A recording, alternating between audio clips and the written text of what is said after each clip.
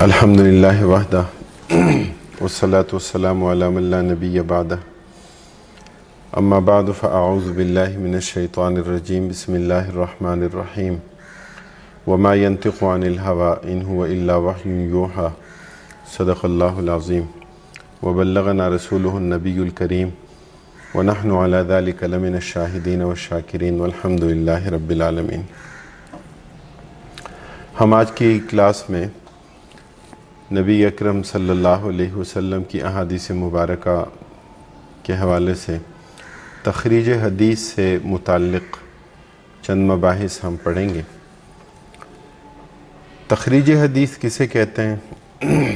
خرج یخرج و تخریج باب تفعیل سے ہے، اور یہ لفظ خرجہ لازم جب استعمال ہوتا ہے تو اس کا مفہوم کیا ہوتا ہے؟ نکلنا۔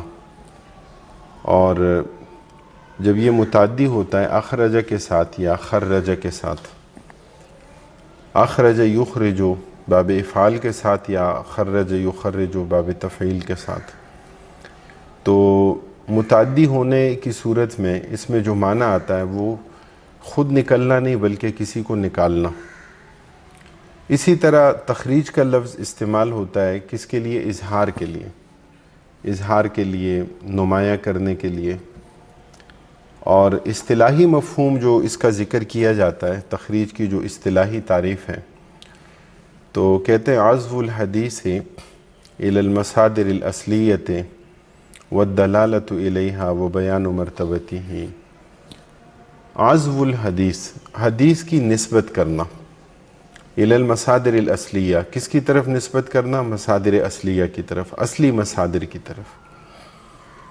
اور اسی طرح والدلالۃ الیہا، کیا کرنا؟ اس کی طرف رہنمائی کرنا، اور وہ بیان و مرتبتی ہی، اور اس پر حکم لگانا۔ اس تعریف کو ہم سمجھیں گے، اور اس تعریف کو سمجھنے کے نتیجے میں ہمیں تخریج کا اندازہ ہوگا کہ تخریج کسے کہتے ہیں۔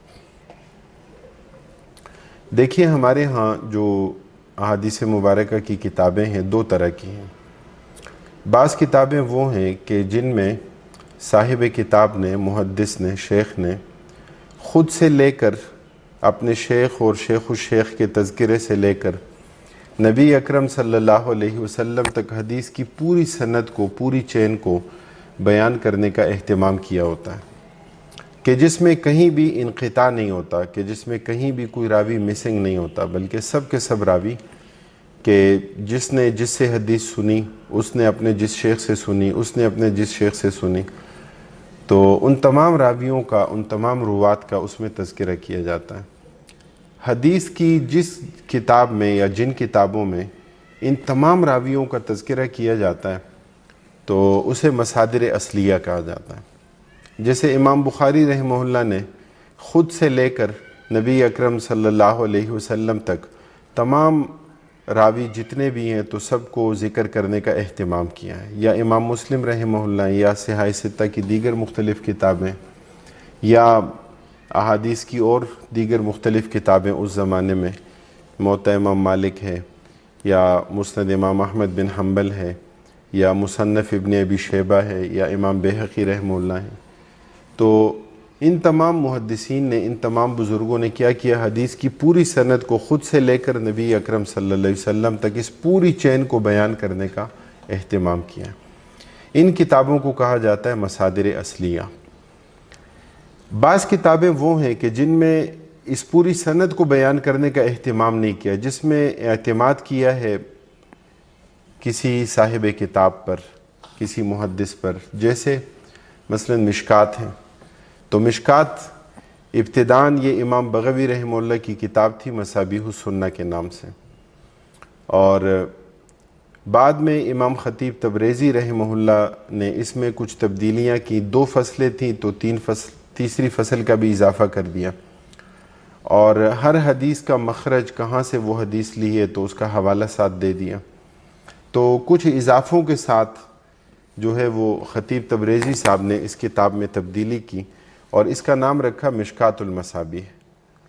تو اب مشکات المصابیح اس وقت جو ہمارے پاس موجود ہے تو اس میں ہوتا کیا ہے کہ مصنف سے لے کر نبی اکرم صلی اللہ علیہ وسلم تک پوری سند کو بیان کرنے کا اہتمام نہیں ہوتا، بلکہ وہ کہہ دیتے ہیں کہ رواہ البخاری، کہ امام بخاری رحمہ اللہ نے اس کو روایت کیا، رواہ مسلم، امام مسلم رحمہ اللہ نے اس کو روایت کیا، یا دیگر محدثین نے اس کو روایت کیا۔ تو جتنی کتابیں بھی ہماری ایسی ہیں کہ جن میں خود سے لے کر آپ صلی اللہ علیہ وسلم تک پوری سند کے بیان کرنے کا اہتمام نہ کیا گیا ہو تو اسے مصادر اصلیہ نہیں کہتے۔ اب آپ اس تعریف کے مطابق سمجھیں، جب کوئی شخص کسی حدیث کو سامنے رکھ کر اور وہ اس کے اپنے اصل سورس، اس کے اپنے اصل ماخذ اور مصدر اصلی کا حوالہ دے کر اس حدیث کو، اس کا حوالہ ڈھونڈتا ہے، تلاش کرتا ہے اور اس کا حوالہ دیتا ہے، اور وَالدَّلَالَةُ إِلَيْهَا، اور اس کے ساتھ ساتھ کیا کرتا ہے وہ کہ اس کے مقام کی رہنمائی بھی کرتا ہے۔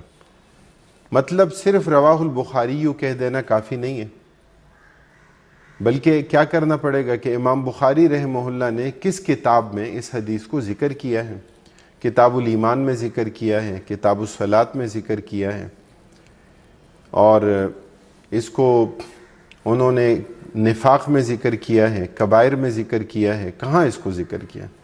تو کتاب اور کتاب کے ساتھ باب، اور اب اس وقت جو بہترین طریقہ اس کا موجود ہے وہ یہ کہ حدیث نمبر موجود ہوتا ہے، کہ حدیث نمبر آپ دے دیتے ہیں، حدیث نمبر آپ لکھ دیتے ہیں۔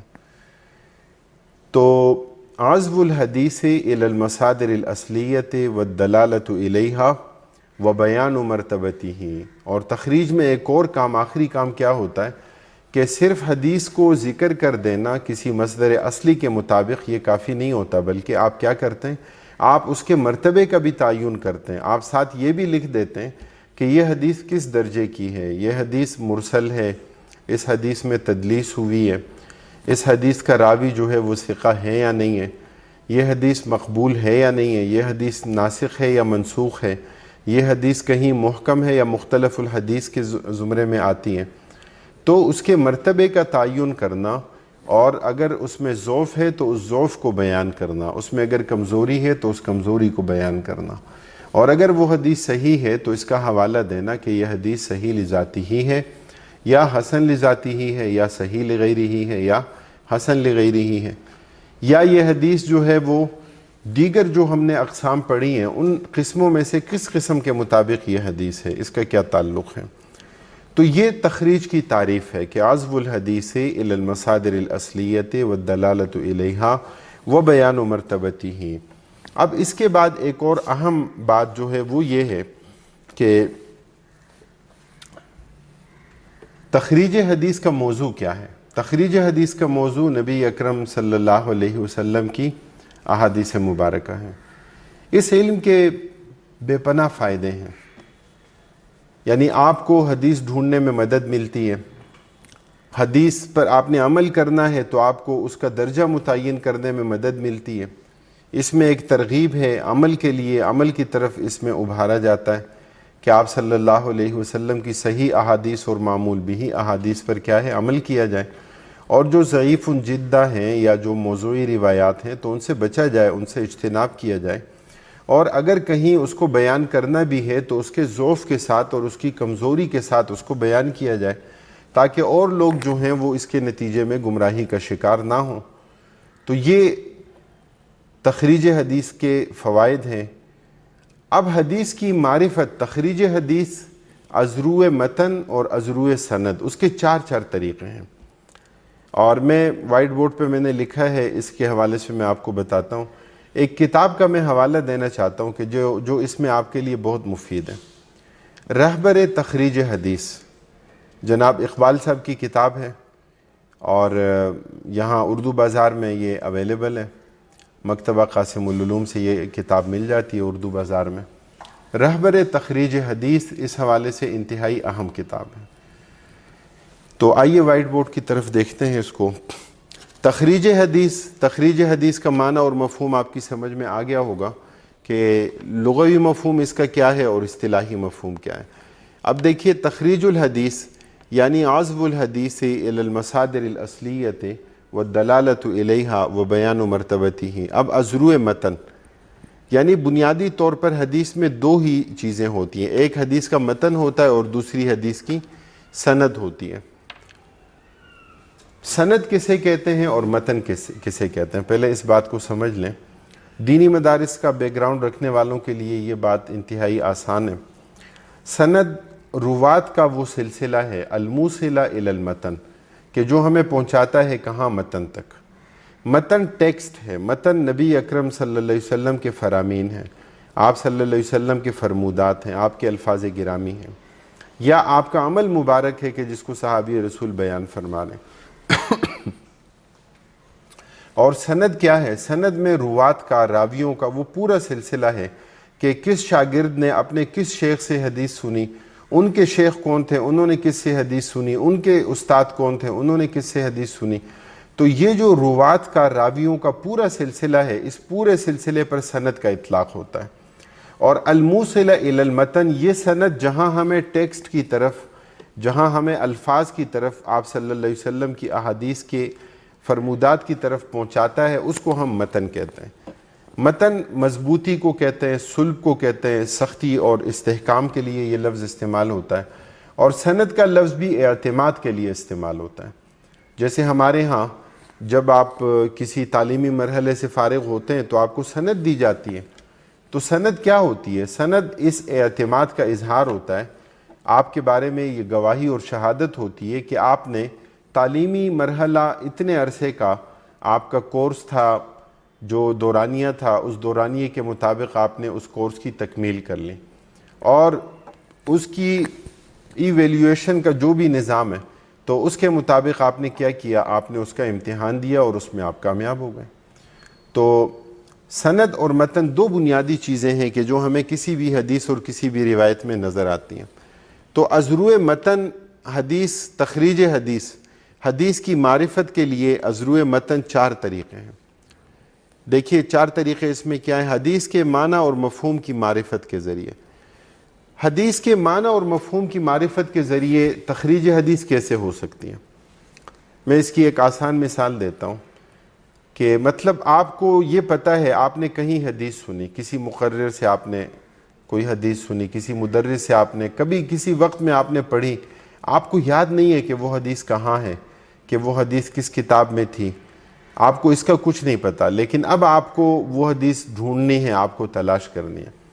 تو اس کا سب سے پہلا طریقہ کیا ہو سکتا ہے متن کے ذریعے؟ کہ آپ کو معنی اور مفہوم تو کم از کم یاد ہو، آپ کو یہ پتہ ہوگا کہ ہاں وہ حدیث کیا ہے، وہ ایمانیات کے باب میں ہے، آپ کو یہ پتہ ہو کہ ہاں اس حدیث میں تو منافقین کا ذکر تھا، تو وہ تو جو ہے کتاب النفاق میں ہوگی یا علامات النفاق میں آئے گی۔ آپ کو یہ پتہ ہو کہ اس میں تو نماز کا ذکر تھا، تو اس کو آپ کہاں ڈھونڈیں گے؟ اس کو آپ کتاب الصلاۃ میں ڈھونڈیں گے۔ تو جو یعنی اس کا معنی اور مفہوم ہوگا، اس معنی اور مفہوم کی مناسبت سے آپ کو کیا ہوگا؟ آپ کو وہ حدیث ڈھونڈنی پڑے گی، اور انشاءاللہ جب آپ ڈھونڈیں گے معنی اور مفہوم کی مناسبت سے تو آپ کو اس کی معرفت ہو سکتی ہے، آپ کو وہ حدیث مل سکتی ہے۔ طرف حدیث کی معرفت کے ذریعے، طرف حدیث کیا ہے؟ حدیث کا ایسا ٹکڑا یا حدیث کا ابتدائی ایسا جملہ کہ جو حدیث کا جو بقیہ متن ہے اس پر دلالت کرتا ہے۔ مطلب ہمارے ہاں بعض معروف روایات ہیں، تو وہ معروف روایات یعنی آپ صلی اللہ علیہ وسلم نے یہ بھی فرمایا کہ اعطیت جوامع الکلم، کہ مجھے بعض مختصر جملے ایسے دیے گئے کہ جن میں بڑی جامعیت ہے، کہ جن میں پورا ایک سمندر بند ہے، ان کی گہرائی اور گہرائی اتنی زیادہ ہے۔ ہاں لیکن بعض اوقات ایسا بھی ہوتا ہے کہ آپ کی بڑی تفصیلی روایت ہے، طویل روایت ہے، لیکن اس کا ایک جملہ، اس کا ابتدائی جملہ وہ بڑا معروف ہو گیا، مشہور ہو گیا، تو وہ طرف الحدیث ہے۔ انما الاعمال بالنیات مشہور ہو گئی یہ حدیث۔ اب پوری حدیث جو ہے وہ تو بڑی تفصیلی ہے، انما الاعمال بالنیات وانما لکل امرئ ما نوى فمن كانت هجرته الى الله ورسوله فهجرته الى الله ورسوله ومن كانت هجرته الى دنیا يصيبها او امرأة ينكحها فهجرته الى ما هاجر الیہ۔ اب آپ دیکھیے کہ ایک جملہ مختصر ہے، باقی اس کی تفصیل ہے۔ اب المسلم اخو المسلم، ایک مسلمان دوسرے مسلمان کا بھائی ہے۔ اب آپ صلی اللہ علیہ وسلم نے اس کا جو لازمی نتیجہ ہے اس کو بیان کیا کہ پھر بھائی اپنے بھائی پر ظلم تو نہیں کرتا، بھائی اپنے بھائی کی حقارت کا سامان تو نہیں بنتا، بھائی اپنے بھائی کو دھوکہ تو نہیں دیتا. تو یہ حدیث کے الفاظ میں اس کی تفصیل موجود ہے، لیکن معروف مشہور وہ کیا ہے کہ المسلم اخو المسلم، الطہور شطر الایمان. تو باقی پھر احادیث جو ہیں وہ کیا ہیں، وہ تفصیلی موجود ہیں. تو طرف الحدیث سے کیا ہوتا ہے کہ حدیث بقیہ جتنا بھی متن ہے تو اس کے ذریعے معرفت ہو جاتی ہے، اس پوری حدیث کا پتہ چل جاتا ہے. کسی مشتق کلمے کی معرفت کے ذریعے. مشتق کلمہ آپ نے ابتدا میں یہ پڑھا ہوگا کہ اسم کی 3 قسمیں ہیں، کہ اس میں جامد ہے، اس میں مصدر ہے اور اس میں مشتق ہے. تو وہاں آپ نے یہ چیز پڑھی ہوگی کہ مشتق وہ ہے کہ جو کسی اور کلمے سے، کہ جو مصدر سے مل کے یا مصدر سے نکلتا ہے. تو بعض کلمات ایسے ہوتے ہیں کہ جو بڑے نادر ہوتے ہیں، جو بڑے غریب الفاظ ہوتے ہیں، کہ عام طور پر جن کا استعمال بہت کم ہوتا ہے، اور کہیں اگر کسی جگہ وہ لفظ استعمال ہو جائے تو آپ احادیث کی کتابوں میں اسے آسانی کے ساتھ ڈھونڈ سکتے ہیں. مجھے پچھلے عرصے میں ایک لفظ ملا کہ جو پہلے میری نظر سے نہیں گزرا تھا، اور وہ کیا تھا، وہ صحیح مسلم کی یہ روایت تھی کہ نبی اکرم صلی اللہ علیہ وسلم فرماتے ہیں کہ جب تم میں سے کوئی مسجد آتا ہے تو اللہ تعالیٰ کو اس نمازی کے مسجد آنے کی اتنی خوشی ہوتی ہے کہ الا وہو تبشبش لہو، کہ اللہ تعالیٰ کی طرف سے بشاشت کا اظہار ہوتا ہے. لفظ بشاشت ہمارے ہاں اردو میں استعمال ہوتا ہے، حشاش بشاش ہم لفظ استعمال کرتے ہیں. تو اور حدیث میں آپ صلی اللہ علیہ وسلم نے اس کی ایک مثال بھی بیان ذکر کی کہ جیسے تم میں سے کسی کا مہمان بہت قریب، بہت انتہائی عزیز، وہ بڑے عرصے بعد کسی سے ملاقات کے لیے آئے، اور اس کی آمد پر یعنی آپ کے چہرے پر جو تازگی کے اثرات ظاہر ہوتے ہیں، جو بشاشت کے اثرات ظاہر ہوتے ہیں کہ آپ کو مہمان کی آمد پر خوشی ہوئی ہے، اور وہ خوشی جو ہے وہ آپ کے چہرے سے ظاہر ہے، وہ آپ کی آنکھوں سے ظاہر ہے، آپ کے چہرے پر اس کے اثرات دکھائی دیے جا سکتے ہیں. تو انسانوں کے لیے تو ہمیں اس بات کا اندازہ ہوتا ہے کہ مہمان کی آمد پر کس کے چہرہ جو ہے وہ کھل اٹھا ہے اور کس کے چہرے پر 12 بج رہے ہیں. جی کہ اب مہمان کو چائے کہاں سے پلائیں گے، اب مہمان کو کھانا کہاں سے کھلائیں گے، اب یہ کب ہماری جان چھوڑے گا. تو بعض علاقائی روایات بھی ہوتی ہیں مختلف علاقوں کی. بہرحال تو اللہ کے رسول صلی اللہ علیہ وسلم نے کیا فرمایا کہ اللہ تعالیٰ اسی طرح بشاشت کا اظہار فرماتے ہیں کما یلیق بشانی، جیسے اللہ کی شان کے لائق ہیں. ہم نہیں جانتے، ہمیں اس کی کیفیت کا نہیں پتہ، اور ہم اس کی کھوج میں اور ہم اس کو کریدتے بھی نہیں ہیں. تو یہ اللہ تعالیٰ کی صفات میں سے ہے کما یلیق بشانی. تو کسی مشتق کلمے کی معرفت کے ذریعے جو ہے ہمیں پوری حدیث تک اس کی معرفت اور اس کی تخریج کی طرف ہم جا سکتے ہیں. متن کی صفات میں سے کسی صفت کے ذریعے. متن کی صفات، اب مثلا آپ کو اس بات کا پتہ چلا کہ حدیث ہے، اس حدیث میں ادراج ہوا ہے. ہم نے پہلے یہ بات ذکر کی تھی کہ مدرج کس کو کہتے ہیں.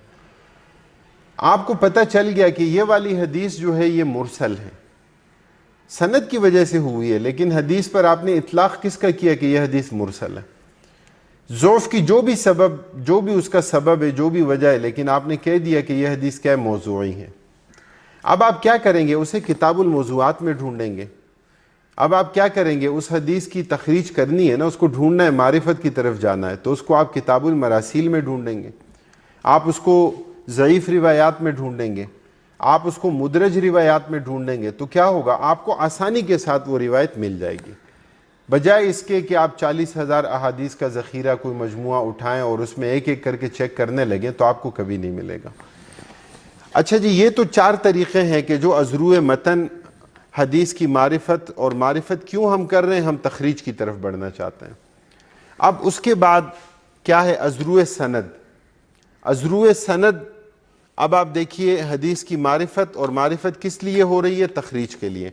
راوی اعلیٰ صحابی کی معرفت کے ذریعے، یعنی روات کا جتنا بھی سلسلہ ہے تو اس میں سب سے اعلیٰ وہ کون ہے؟ نبی اکرم صلی اللہ علیہ وسلم سے حدیث اخذ کرنے والے، وہ حضرات صحابہ کرام رضوان اللہ علیہم اجمعین. اب یہاں ہم سند کی بات کر رہے ہیں، سند میں ہم کیا کریں گے؟ راویوں کو، روات کو ہم ڈسکس کریں گے کہ کون کون راوی ہیں۔ اب جب آپ کو پتہ چل جائے کہ یہ روایت تو حضرت سعد بن معاذ رضی اللہ تعالیٰ عنہ سے ہے، تو آپ کو کیا کرنا پڑے گا؟ جو مسانید ہیں، جو مسند کی کتابیں ہیں کہ جن میں صحابہ کی ترتیب کے ذریعے جو ہے وہ کیا ہے، احادیث لکھی گئی ہیں، تو آپ جس صحابی کا نام آپ کو یاد ہوگا کہ ہاں یہ روایت فلاں صحابی سے تھی، تو آپ اس کی متعلقہ کتاب کو کھولیں اور آپ وہاں اس صحابی کی مرویات کا مطالعہ کریں، تو کیا ہوگا کہ آپ کے سامنے ساری کی ساری وہ روایات کیا ہوں گی، وہ آ جائیں گی، صحابی کی روایات۔ اچھا جی، راوی اسفل، مؤلف کے شیخ کی معرفت کے ذریعے۔ اب یہاں پر کیا ہے؟ راوی اعلیٰ، اور یہاں پر کیا ہے؟ راوی اسفل۔ راوی اسفل یعنی جہاں ہم نے بات کی نا راوی اعلیٰ کی، تو وہ صحابی ہیں۔ راوی اسفل کے جو شخص کتاب لکھ رہا ہے اس کے جو شیخ ہیں، تو اس کی معرفت کے ذریعے، چونکہ روات کا یہ جتنا بھی سلسلہ ہے راویوں کا، جرح اور تعدیل کے اہل علم کے ہاں اور ماہرین کے ہاں یہ بات معروف ہے، اور روات کی انہوں نے ان کو کیٹیگرائز بھی کیا ہوا ہے کہ ثقہ روات، معتمد، مستند کون کون سے ہیں، اور غیر ثقہ، غیر معتمد، غیر مستند کون کون سے ہیں۔ تو جب آپ کو شیخ کا پتہ ہوگا کہ وہ شیخ جو ہیں کہ ان سے آپ روایات لے رہے ہیں، تو جرح اور تعدیل کے ماہرین کے ہاں اس شیخ کی روایات اور اس شیخ کی تفصیلات وہ ساری کی ساری موجود ہوں گی، وہاں سے آپ کو حدیث ڈھونڈنے میں کیا ہوگی؟ آسانی ہو جائے گی۔ راوی کے نام اور مقام کی معرفت، راوی کا نام تو معروف ہونا چاہیے۔ ہم نے پہلے یہ بات ذکر کی تھی کہ حدیث کی سند کو نقصان کیا چیز پہنچاتی ہے؟ کہ راوی مجہول ہو، یعنی خواہ اس کا بالکل اتا پتہ کچھ بھی نہ ہو، یا نام تو معلوم ہے لیکن اور حالات نہیں معلوم، موالید اور وفیات میں نہیں پتہ۔ تو دوسرا یہ کہ مقام کا پتہ ہو، چونکہ مقام جو ہے الگ الگ وطن، الگ الگ مقام کے اعتبار سے جرح اور تعدیل کے ماہرین نے انہوں نے کیا کیا؟ تقسیم کیا ہے کہ بصرہ میں کون سے محدثین تھے، تو کوفہ میں کون سے محدثین تھے، تو خراسان میں کون سے محدثین موجود تھے، تو مدینہ میں کون سے تھے، تو مکہ میں کون سے تھے، اور کن کن کا علمی سفر کہاں کہاں سے ہو کر گزرا، کہ کہاں کہاں وہ تشریف لے گئے، کہاں کہاں انہوں نے علمی سفر کیا، رحلہ ان کا سفر علمی کہاں سے کہاں تک وہ ہوتا تھا۔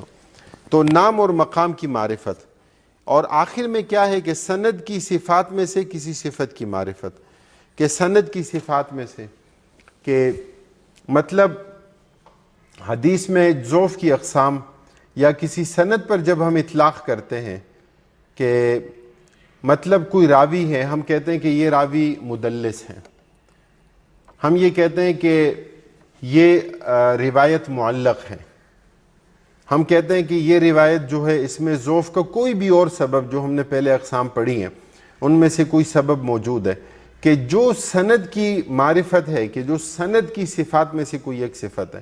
اب کیا ہوگا جب آپ کو پتہ چلے گا تو اس حدیث کو آپ کہاں ڈھونڈیں گے؟ اس کو آپ متعلقہ جگہ ہی میں ڈھونڈیں گے، اور وہیں آپ کو آسانی ہوگی، اور اس حدیث کی معرفت کر کے اور اس حدیث کو مزید فردر آپ کیا کریں گے؟ اس کی تخریج آپ آسانی کے ساتھ کر سکیں گے۔ تخریج حدیث کا یہ سلسلہ انتہائی اہم ہے، اور یہ خصوصیت ہے نبی اکرم صلی اللہ علیہ وسلم کی احادیث مبارکہ کی، اور یہ ایک امتیازی خصوصیت ہے کہ اس طرح کسی اور علم اور کسی اور فن میں ہمیں نظر نہیں آتا۔ اللہ تعالی ہمیں علم الحدیث کو سمجھنے اور عمل کرنے کی توفیق نصیب فرمائے۔